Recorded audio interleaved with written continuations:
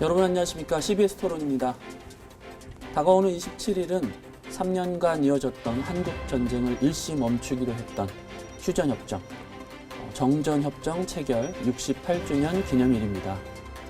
70년 분단의 긴 세월 속에서 한국교회는 한반도의 평화를 위해서 여러 가지 노력과 시도를 해왔습니다. 오늘은 그간의 노력들을 한번 평가해보고요. 평화지향적인 미래를 위해서 지금 한국교회에 요구되는 것이 무엇인지 진단해보려고 합니다. 오늘의 토론자를 소개해드리겠습니다. 기독교 북한선교회 이사장을 역임하고 남북 함께 살기 이사로 활동하고 계신 산정현교회 김관선 목사님 오셨습니다. 반갑습니다. 평화통일연대 공동대표를 맡고 있고 연세대학교 연합신학대학원 정종훈 교수님 나오셨습니다. 안녕하십니까. 반갑습니다. 네, 반갑습니다. 두 분 자리해 주셔서 감사합니다.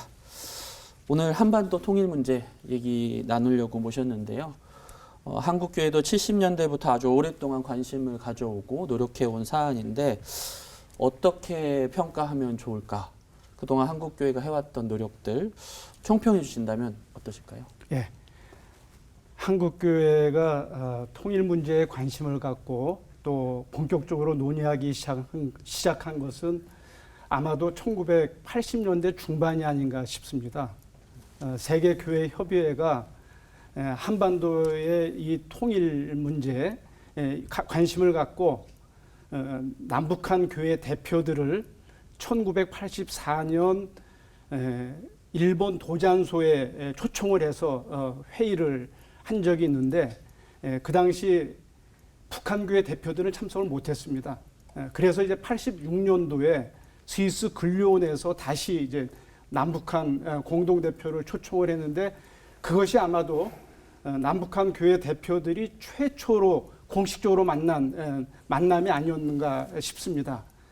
그때 통일 논의가 이제 비로소 이제 물꼬를 트게 됐고요. 그리고 그것이 이제 꽃을 피게 된 것은 1988년 2월 29일이죠. 한국 기독교 교회 협의회가 민족의 평화를 위한 한국교회의 선언을 소위 말하는 88 선언을 하면서 그것이 한국 사회 전반 통일 논의의 어떤 그 이정표와 같은 그런 역할을 했다고 볼 수가 있는 것이죠. 네.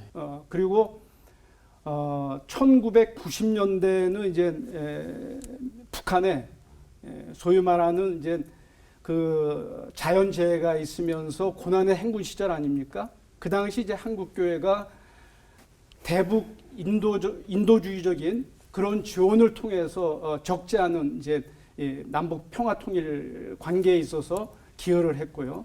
그리고 2000년대 이후부터 이제 탈북자들이 적지 않게 이제 들어오기 시작하는데 그래도 한국교회가 탈북민들에 대해서 관심을 갖고 환대를 하지 않았나 이런 말씀을 드리고 싶습니다. 저는 이제 그 두 갈래가 있었다고 생각해요. 하나는 좀 진보적인 쪽에서는 굉장히 적극적인 그 북한 사역들을 해왔고 보수적인 쪽에서는 기도하고 뭐 이런 것들. 그래서 이제 대표적으로 충영교회 김창희 목사님 천국 가셨지만 그분이 시작한 기독교 북한 선교회 굉장히 오랫동안 훈련도 시키고 교육도 하고 그리고 김창희 목사님 같은 경우는 기도할 때마다 이렇게 기도를 하셨어요. 신의주, 평양, 개성, 함흥, 원산, 청진 이걸 부르면서 기도하셨어요. 그러니까 이런 것들을 굉장히 의식화했고 그리고 또 하나는 그 학술적인 연구를 많이 했습니다. 그 통일을 위한 학술적인 연구, 평화를 위한 학술적인 연구를 많이 했고 그다음에 또 하나 제가 아주 인상 깊었던 것은 이렇게 평양을 방문할 때 평양에서 정말 약속도 안 하고 갔지만 여러 목사님들을 만나고 단체들을 만난다는 겁니다. 그만큼 땅을 밟으면서 통일을 위한 노력들을 해오고 있었다. 그리고 현장에서 그런 모습들을 많이 보면서 굉장한 노력들을 해왔다라는 것은 뭐 분명한 사실이다. 그렇게 짧게 말씀드리고 싶습니다. 네, 기도하고 물론 이제 뭐 기도 안 하는 것은 없겠지만 그리고 만남이나 우리가 설명할 수 없는 일들이 많이 있었다라고 그렇죠. 해주시는데요. 우리 평화통일이라는 가치가 너무 중요한 우리 한반도 우리 민족에게도 중요한 것이지만 이게 한국교회가 노력해야 하는 것이 당연한 건가? 이거는 네. 신앙의 문제인가? 어떤 신학적 근거랄까? 그런 거 있을까요? 우리 기독교 신앙은 그 교회의 울타리 안에만 머물 수 없는 그 기본적으로 공공성을 지니고 있는 신앙이라고 저는 그렇게 말씀드리고 싶습니다. 자, 그렇다면 1945년 8월 15일 이후로 우리 한반도는 분단 상태에서 지금까지 이어져 왔는데 이 분단의 상황이라는 것이 오늘 우리의 삶을 여러 가지 차원에서 왜곡시켜 왔단 말이죠. 뭐 예를 든다고 하면 남북의 이 적대적인 관계 속에서 체제 경쟁이라든지 또는 경제적인 어떤 그런 경쟁, 군사 경쟁, 또 남북 각각의 어떤 그 비민주적인 그런 구조, 인권 유린 아마 이런 것들이 분단으로 인해서 이제 우리 한반도에 야기된 문제들인데 이러한 문제들을 기독교 신앙인으로서 그대로 바라보고만 있을 것이냐? 아니라는 것이죠. 그렇다면 하나님의 뜻을 이루기 위해서 하나님의 나라가 임하도록 하기 위해서 우리는 당연히 우리 한반도의 구체적인 문제에 대해서 관심을 갖고 참여를 하는 것이 신앙인의 바른 도리다. 이렇게 생각합니다. 목사님은 우리 이렇게 평화통일 얘기하는 것이 신앙과 중요하다, 연관이 있다 생각하시나요? 이렇죠. 우선 예수님이 그 우리에게 주신 가장 기본적인 사명이다. 고린도후서나 에베소서에 보면 우리에게 주신 직책이 있어요. 그게 화목케 하는 직책이죠. 갈등을 화해로 바꿔주고 싸움을 평화로 바꿔주는 것이고 예수님이 산상설교에서 보면 화평케 하는 자는 하나님의 아들이라 일컬음을 받을 것이다. 그러니까 지금 예수님과 그 사랑으로 인해서 하나님과 우리와 화목된 우리가 그 세상 사람들과 화목하는 정도가 아니라 더 나아가서 전쟁을 그치게 만들고 다툼을 그치게 만드는 특히 남북의 이 극심한 경쟁, 다툼, 싸움 이것으로 인해서 손실이 얼마나 발생합니까? 네. 그래서 이것을 화목하게 하는 것은 교회가 마땅히 앞장서야 될 가장 중요한 사명이다. 그래서 뭐 신앙적으로나 성경적으로 또는 신학적으로도 이것은 교회가 해야 될 어떻게 보면 예수 믿는 사람들이 해야 될 가장 우선적인 사역. 그래서 교회 내부의 화목 이걸 떠나서 아까 세상 사람들 속에서 역할을 말씀하셨지만 그 남북 간의 이 화해 문제는 특히 더 중요하다. 그리고 선한 사마리아 사람의 비유에도 예수님이 말씀하셨지만 마치 강도 만난 사람을 긴급 구호하듯 그렇게 접근하고 또 집 나간 아들을 그 기다리던 아버지의 심정을 이해한다면 우리가 형 같은 마음으로 보듬어 줄 수 있는 그런 자세가 그리스도인들에게 요구되는 신앙인의 자세가 아닐까 그렇게 생각을 합니다. 그런데 교수님 이제 대학에 오래 계셨으니까 이런 질문 드리고 싶은데 평화통일하면 두 가지 생각이 떠오르는데요. 하나는 너무 정치적인 얘기 아닌가 하는 거 거기에 대해 대답을 해주셨지만 두 번째는 젊은 사람들이랄까 점점 평화통일은 뭐 나랑은 크게 관련이 없는 것 같다는 그런 생각도 좀 드는데 학교에 계시면서 좀 어떻게 느끼시나요?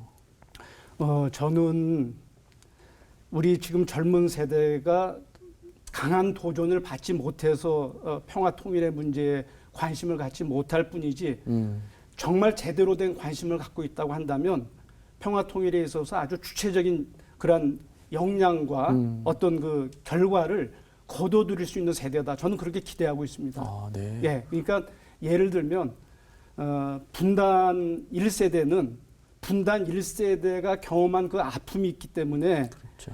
그렇기 때문에 사실은 그 원수 의식 속에서 쉽게 벗어나질 못합니다. 네.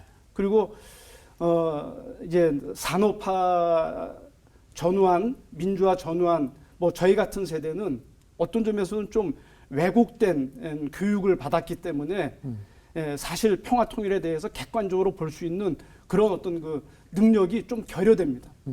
그러나 지금 젊은 세대는 산업화와 민주화를 이룬 이후에 새로운 사회를 경험했기 때문에 편견으로부터 비교적 자유롭습니다. 그런 점에서 저는 물론 지금 젊은 세대가 먹고 살기가 굉장히 어렵죠. 취업하기도 어렵고 그러다 보니까 뭐 3포 세대, 뭐 5포 세대, 7포 세대 이런 이야기를 하고 있는데 그럼에도 불구하고 이 평화 통일의 문제가 정말 중요한 문제라고 촉발만 된다고 하면 네. 정말 큰 파워풀한 그러한 어떤 그 결실을 이루어낼 수 있는 세대라고 저는 말씀드리고 싶어요. 네. 그 2019년에 서울대학교 그 평화통일연구소에서 그 설문조사를 했을 때 통일이 반드시 필요하다가 21.4% 이게 2018년이에요. 근데 2019년으로 오면 20%로 줄어요. 네. 그러면 이게 계속 줄어온 거예요. 그러면서 지금 말씀하셨지만 그 전쟁을 겪은 세대는 뭐 북한에 대해서 적대적인 태도가 많아요.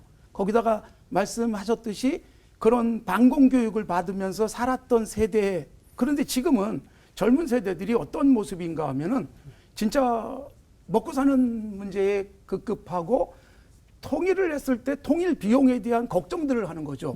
그래서 통일에 대해서는 상당히 그 긍정적인 태도를 갖지 않는 경우들이 많이 생기지 않았나.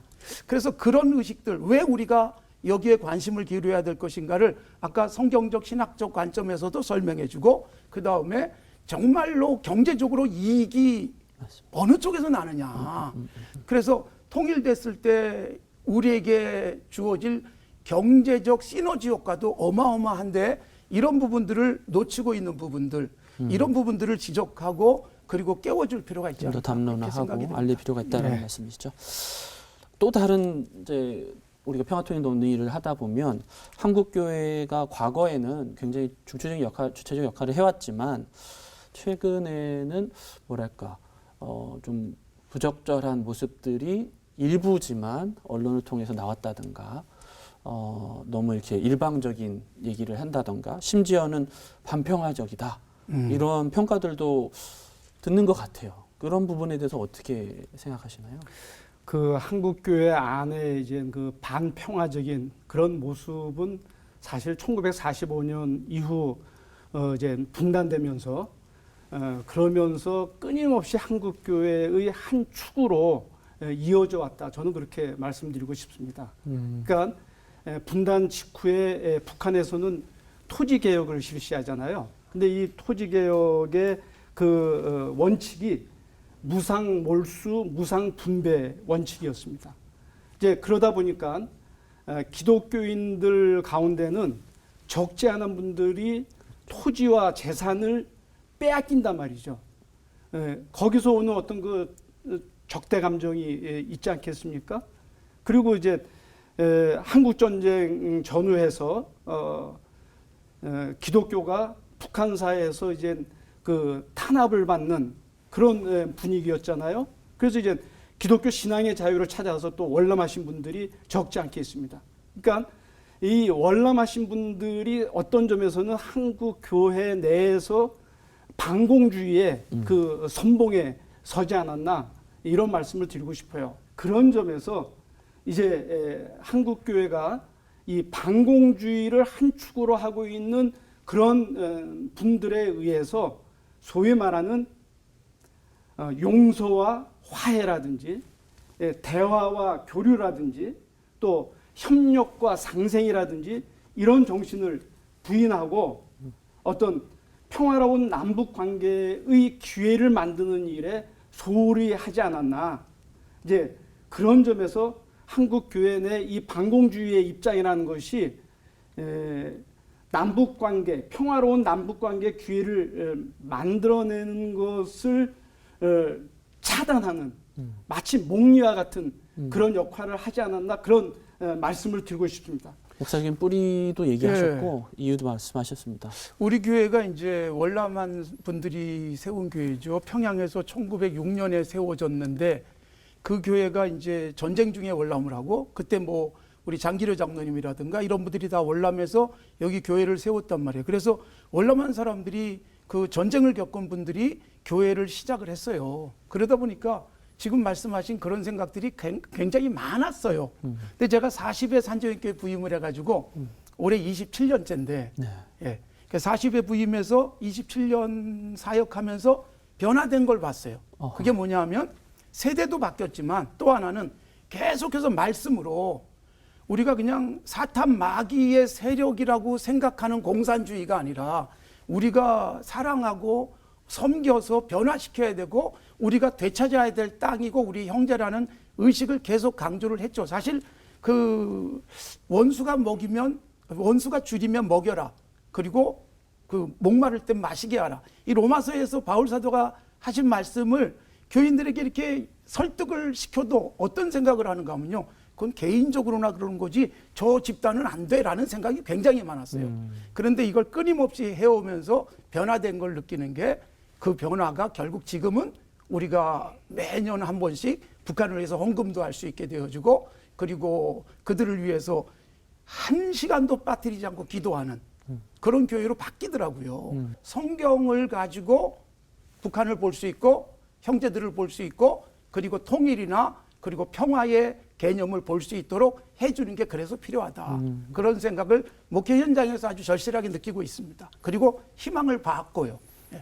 또 하나 제가 여쭙고 싶은 것 중에 하나가 뭐냐면 한국교회에서 북한에 있었던 교회들 이제 원래 평양 대붕부터 해서 한국 기독교가 이제 북한에서 많이 흥행을 했었고 근데 그 교회를 재건해야 된다 하는 소위 이제 북한 재건 운동 있었지 않습니까? 그 논의에 대해서는 어떻게 보십니까? 뭐 우리 교회 같은 경우 이제 평양에 다시 예배당 세우자 이게 이제, 뭐 굉장히 중요한 기도 제목이었어요. 네. 그래서 매년 통일 기금을 적립을 하고 있고 뭐 그리고 하나님 다시 평양에 예배당 세워지게 하옵소서라는 기도를 많이 하고 저도 평양 갔을 때 제일 관심을 가졌던 게 우리 산조님께 자리를 좀 찾아달라 부탁도 하고 그리고 실제로 거기도 가보고 저기 예배당이 세워졌으면 좋겠다는 생각을 했습니다. 그런데 사실은 그 부분은 통일 이후에 우리가 하기 위한 사명으로 가져야 될 것이지만 이게 너무 앞서는 것은 어떻게 보면 통일이나 평화의 개념 속에서는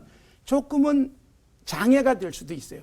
사실 왜 그러냐면 북한 쪽에서 본다면 이 교회, 기독교 굉장히 그 어떻게 보면 알러지 반응을 하고 있잖아요. 그렇죠. 그렇다 보면 우리가 이 부분은 조금은 감추고 전략적으로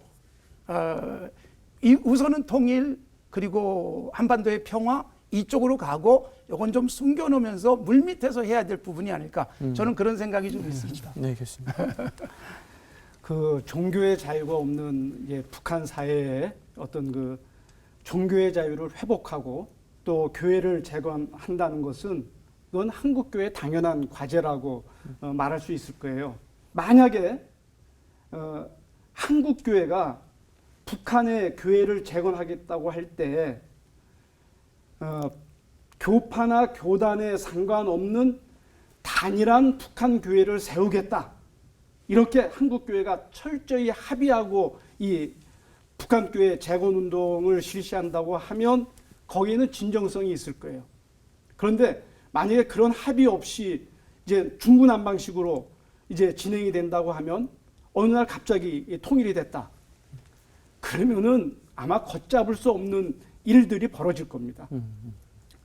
저는 오히려 정통 교회보다도 사이비 이단 교회가 훨씬 더 적극적으로 기회를 잡을 거라고 생각이 북한으로 돼요. 막 교회 세우러 들어간다는 뜻이죠. 그렇죠. 네, 아주 뭐 그 사람들한테는 뭐 굉장한 기회고 놓칠 수 없는 또 자기들의 어떤 기반을 다질 수 있는 상황 아니겠습니까?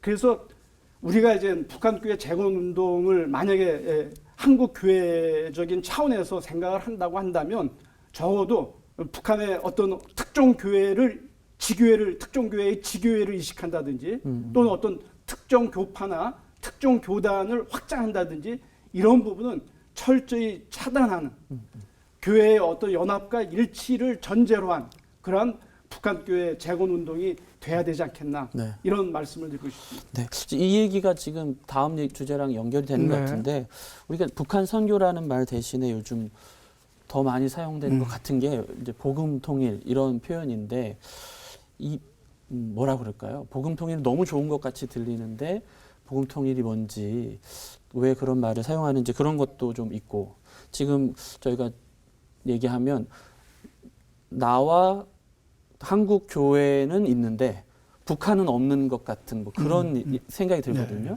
그런 부분에서 좀 말씀을 좀 해주시면 좋겠어요. 제가 기독교 북한 선교에 아까 말씀을 드렸잖아요. 기독교 북한 선교의 아주 중요한 캐치프레이즈가 뭔지 아세요? 북녘 땅에 이른 형제 복음으로 다시 찾자예요. 이걸 뭐 늘 써붙이고 그 월간지에도 나오고 그랬었거든요. 그러니까 잃어버린 형제를 복음으로 찾자라고 할 때에는 그 형제들을 전도하자는 개념이 있어요. 그런데 이제 이 복음 통일이 혹시라도 자칫 잘못되면 그 북한 쪽에서 걱정하는 흡수 통일 쪽으로 갈 가능성, 그렇게 연상 지을 수밖에 없는 위험성이 있잖아요. 우리가 올해가 전쟁 71주년, 그리고 6.15 남북 선언이 나온 지 21주년이 됐잖아요. 남북 정상이 만나가지고. 그런데 그때 6.15 선언의 핵심이 뭐냐 하면 한 그 민족이지만 두 국가, 그리고 두 체제, 그리고 두 그 정부, 이게 이제 낮은 단계의 연방제가 사실 합의가 됐던 거거든요. 그러니까 이런 부분을 조금 더 부각을 하면서 우리는 물밑에서 복음은 그래야만 그 사실 흡수 통일 또는 그 어떤 복음에 대한 아주 민감한 반응들을 조금은 그 좀 다듬어 가면서 우리가 전략적으로 갈 수 있지 않을까. 그래서 현재 흡수 통일 개념으로 이 복음 통일이 사용되어지는 것은 좀 위험스러움이 있으니까 좀 조심할 필요는 있지 않겠나, 그런 생각을 합니다. 제 개인적으로. 예. 그 복음이라는 것은 우리 기독교인들에게서는 가장 중요한 가치라고 말씀드릴 수가 있겠죠. 그러니까 복음 통일이라는 것은 기독교적인 가치를 갖고 기독교적인 정체성으로 통일을 이루어내겠다, 뭐 그런 내용 이야기입니다. 그런데 이제 이 복음이라고 할 때 기독교인들마다 이해하는 내용이 다 달라요.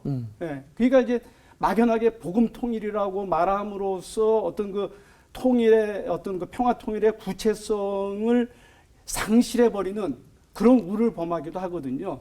그런 점에서 저는 이 복음 통일의 내용을 우리가 명확하게 규정을 해줘야 되겠다.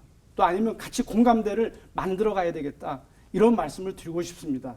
뿐만 아니라 이 복음 통일이라는 것은 아까 이제 흡수 통일 말씀하셨는데 그 흡수 통일을 목적으로 해서도 안 되고 또 결과적으로 흡수 통일로 귀결돼도 안 된다고 저는 생각합니다. 왜냐하면 흡수 통일이라는 것은 상대의 어떤 그 정체성, 상대의 역사, 또 상대의 체제, 뭐 상대의 존재, 이 모든 것을 무화시켜 버리는 거거든요. 자, 그런 점에서 우리 한국 교회의 이 통일 논의, 특히 이제 복음에 의한 이 통일 논의는 흡수 통일을 지향하고 어디까지나 하나님의 궁극적인 뜻이 어디 있느냐, 어떻게 하면 하나님의 나라의 근사치적인 그런 이 세상을 만들어내느냐, 거기에 초점을 맞춰서 나가야 되지 않겠는가. 네. 예. 말씀하실 때 제가 조금 궁금한 게 있어서, 독일 전문가시니까 그 독일 교회가 그 계속 동독을 엄청나게 지원을 했지 않습니까? 예. 그럴 때 그런 복음 통일 이런 개념을 혹시 담은 적이 있었나요? 들어보질 못해가지고. 독일 교회에서 그런 표현을 안 쓰죠. 예. 그러니까 구체적인 어떤 그 아젠다를 놓고 그 아젠다를 동독교회, 서독교회가 파트너십을 갖고 그것을 함께 해결해 나가는, 또 연대해가는 그런 형태였지. 뭐 복음 통일을 어떤 그 전면에 놓고 그런 논의를 했던 협력 이런 쪽으로 많이 상생으로 많이 갔던. 제가 오늘 원래 생각한 것보다 되게 많은 인사이트를 얻고요. 이 오늘 방송을 보면서 많은 분들이 도움을 얻을 것 같은데, 시간 관계상 요 마지막 질문으로 드리도록 하겠습니다. 제가 느끼기에 평화 통일이라는 담론은 정당성이나 목적에서는 뭐 당연히 중요한 것 같지만 더 중요한 건 방법인 것 같아요. 어떻게 평화를 만들 거냐. 그리고 구체적으로 그러면 어떻게 실천할 거냐.